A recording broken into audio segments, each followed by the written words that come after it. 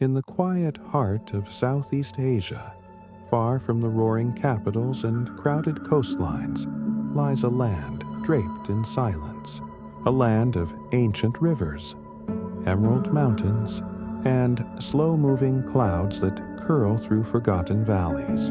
This is Laos. For many, Laos is a mystery, a quiet neighbor tucked between powerful nations, Vietnam, Thailand, China, and yet, beneath its sleepy surface lies a past rich in kingdoms, temples, and dynasties long buried in time. Once, this land was not just one kingdom, but many powerful realms ruled from riverbanks and mountaintops. Monarchs whose names are now echoes. Temples swallowed by jungle vines. There was Lan Xang, the land of 1,000,000 elephants, vast and proud. There was Muang Phuan, hidden high in the misty plateau of Sieng Hoang. There were the lowland lords of Champasak and the highland tribes of Muang Sing, Muang Se, and countless other small realms, each with their own language, banners, and gods. But today, their names barely survive in dusty records and fading ruins. Their capitals are now sleepy towns, their palaces lost. So what happened to these forgotten kingdoms? Where did they go? And why has history left them behind? To understand that, we must travel back through the centuries, through jungle and time, through myth and memory. We must listen to the earth and the rivers, to the ruins, the rituals, the stories still whispered in villages at dusk. Because the kingdoms may be gone, but their ghosts still linger.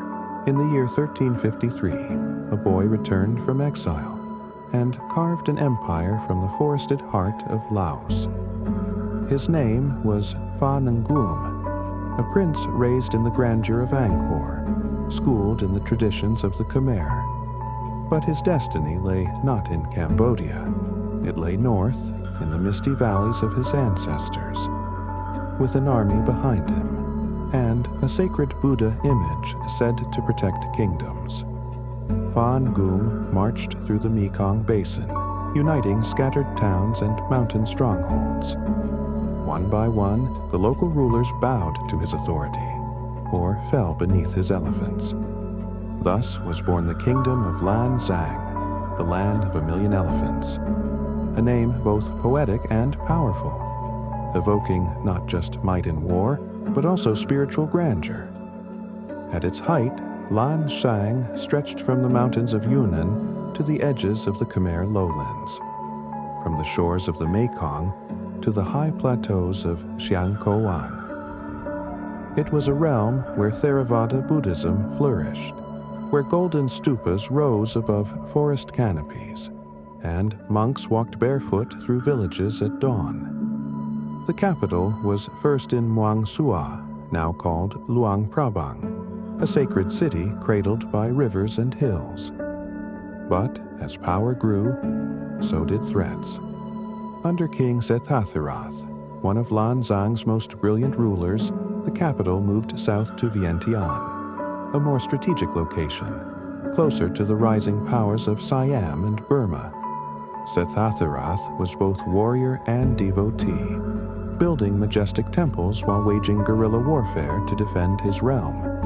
He left no heir, and when he vanished mysteriously in 1571, everything began to unravel.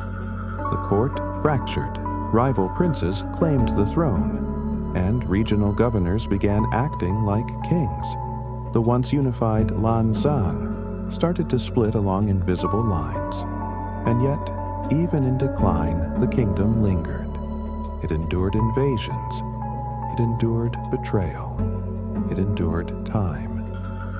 But greatness cannot outrun division forever. The golden age of Lan Xang was over. What followed was fragmentation. No empire lasts forever. not even one with 1,000,000 elephants. By the early 1700s, after centuries of splendor, the Kingdom of Lan Xang began to splinter. What once was united under one crown, fractured into three, not with a single sword, but with whispers, rivalries, and broken lines of succession. It began with a death and no clear heir, and in the absence of a strong king, the provinces turned inward. Local lords began to act like monarchs, and old alliances unraveled. In 1707, the great Lan Xang kingdom officially dissolved. Its lands were divided into three rival kingdoms: Luang Prabang in the north, Vientiane in the center, and Champasak in the south. Each claimed the legacy of Lan Xang. Each wore the crown, but none held the strength to restore what was lost. Luang Prabang was the most traditional, the spiritual heart of old Lan Xang. Nestled between river and mountain, it clung to ritual and religion, but it was small, isolated, and vulnerable. Vientiane, on the other hand, saw itself as the true heir, larger, wealthier, and more connected to trade routes. It tried to assert dominance over its siblings. Its kings built temples, raised armies, and even sought help from foreign allies. But ambition is dangerous, especially in a neighborhood full of predators. To the west, the Kingdom of Siam watched closely. To the east, the lords of Jai Viet sharpened their own ambitions. Both powers saw opportunity in Laos's weakness. In 1778, Siam moved first. An army crossed the Mekong and marched on Vientiane. The city fell, the temples burned, and the sacred Prabang Buddha, symbol of Lao kingship, was taken as war booty, carried to Bangkok. The king of Vientiane was forced into vassalage. From that day forward, the kingdom lived under Siam's shadow. Its rulers required to send tribute, and its sons conscripted into foreign wars. Meanwhile, Champasak, the southern kingdom, remained distant and poor. Once a proud region under Lan Xang, it became little more than a buffer zone, caught between Siamese governors and Khmer bandits. It survived, but barely. As the 18th century drew to a close, the once great realm of Lan Xang had become little more than a memory. Three divided kingdoms, each weaker than the last, all beholden to foreign powers, all adrift in the currents of history. The age of Lao kings ruling Lao lands was ending. From now on, Laos would be a chessboard, and the moves would be made in Bangkok, Hue, and later in Paris. Amid the ruins of Lan Xang, the northern kingdom of Luang Prabang remained, quiet, isolated, and deeply spiritual. Surrounded by forested mountains and watched over by the Mekong, it was a place of monks and mist, of golden rooftops catching morning light, of old kings clinging to older ways. But Luang Prabang was not strong. It did not command great armies, nor control vast trade. What it had was memory and caution. In a world where Siam grew bolder, and Vientiane was already falling into submission, Luang Prabang chose a different path. Not resistance, but survival. Not glory, but endurance. The kings of Luang Prabang became masters of diplomacy. They sent tribute to Siam, flattered Chinese envoys, and kept their heads low when storms rolled through the region. They survived Burmese invasions, Vietnamese interference, and even the collapse of their own brothers in Vientiane and Champasak. But even submission did not guarantee peace. In the early 1800s, a young king named Chao Anuvong rose in Vientiane. Brave, passionate, and tired of Siamese domination, he led a bold rebellion in 1827, an attempt to unify the Lao lands once more, to throw off foreign rule, to revive the dream of Lan Xang. But dreams, when crushed, leave scars. The rebellion failed. Vientiane was sacked, burned to the ground. Its people were taken across the Mekong. Thousands forced into exile, their villages emptied, their culture scattered. Luang Prabang watched and did not rebel. They knew.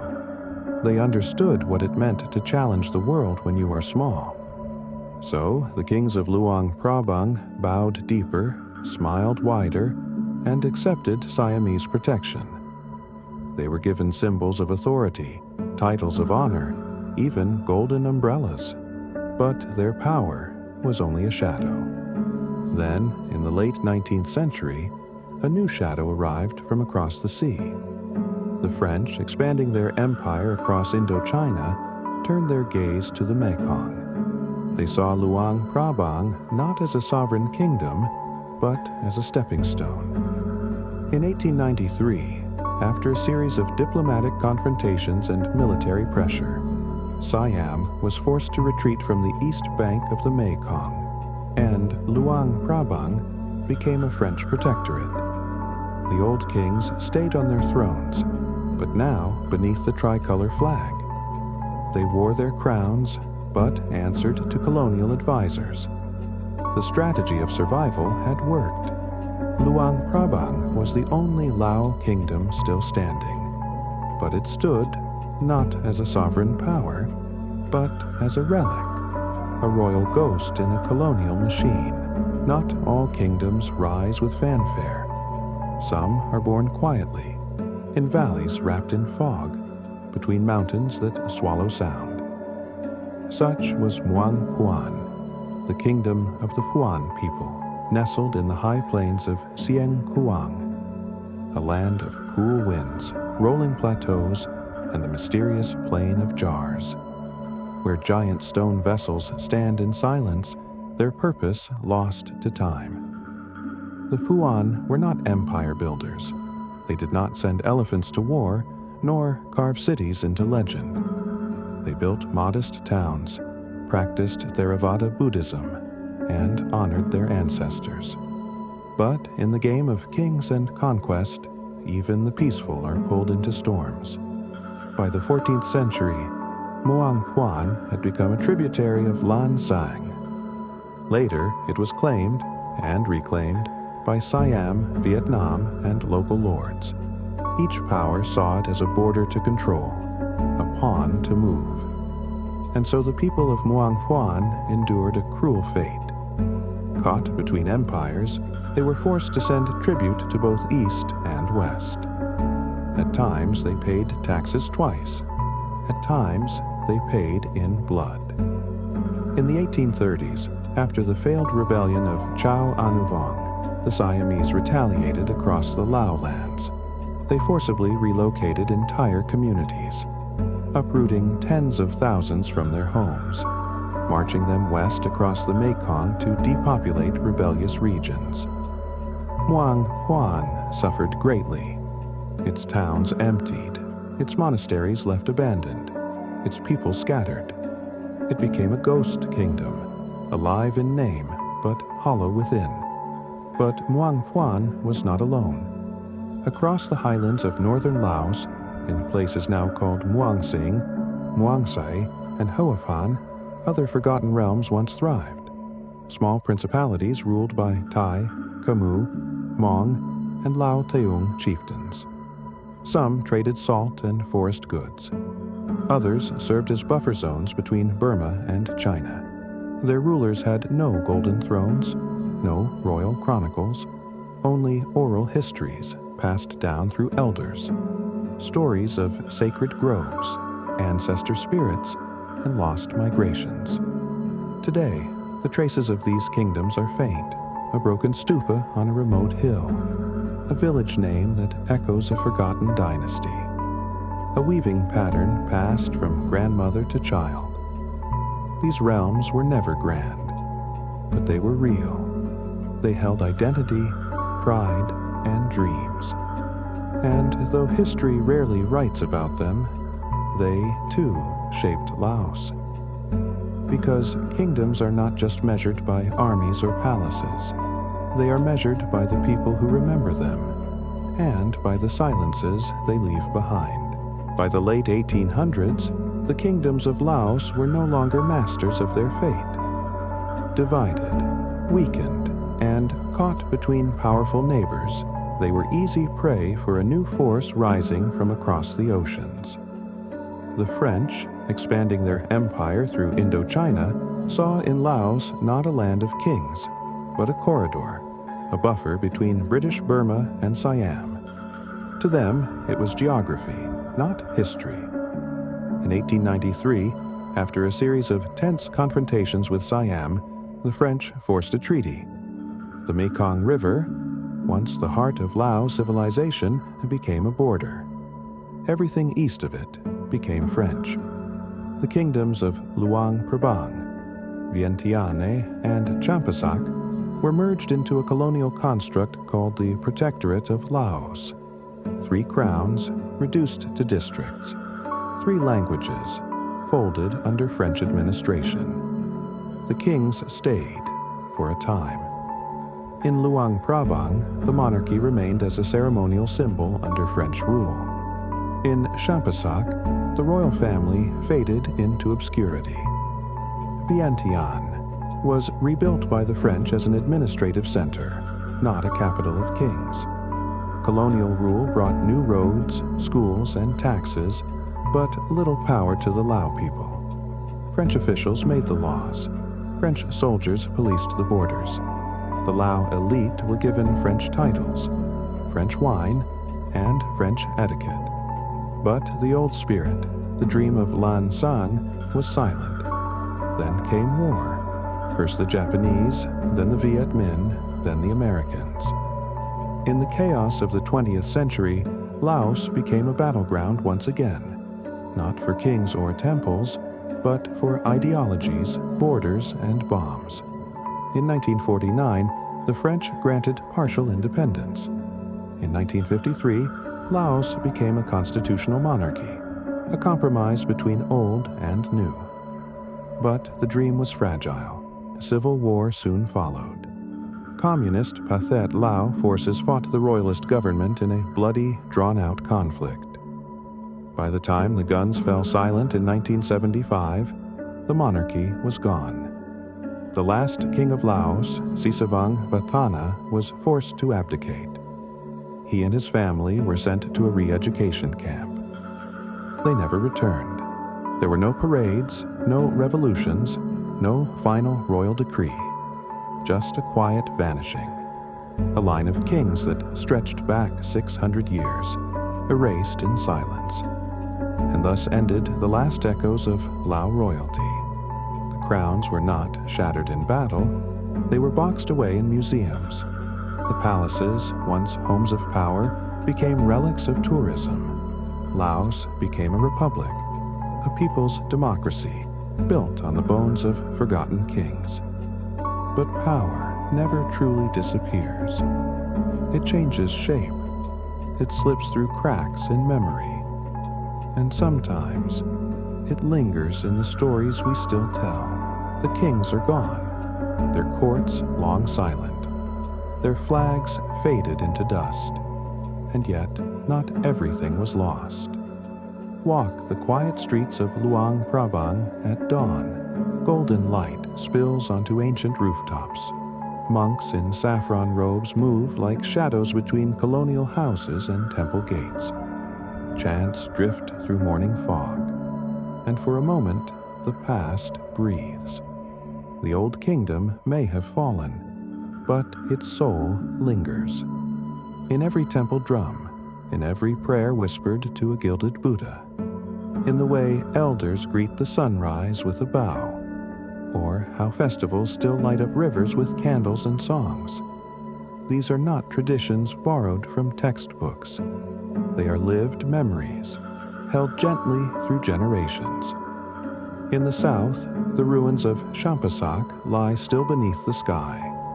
Stone steps rise toward Wat Phu, an ancient sanctuary older than the Lao kings themselves.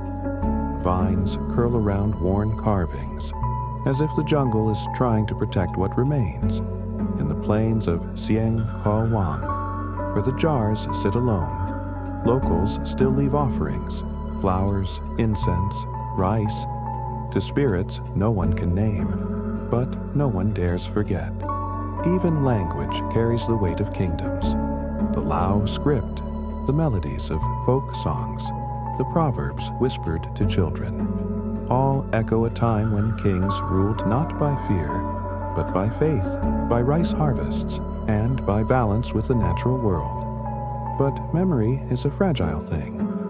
War rewrites maps.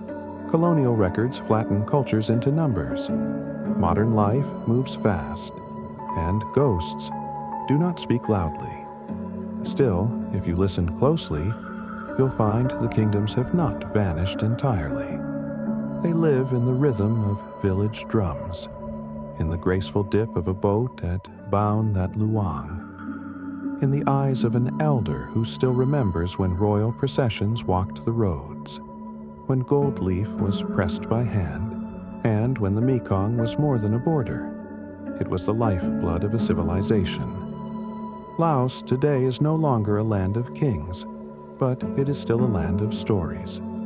And stories, when told softly, can outlast empires. So, when the mist rises over the mountains, and the temple bells echo through the trees, know that you are hearing something old, something sacred, something not quite gone.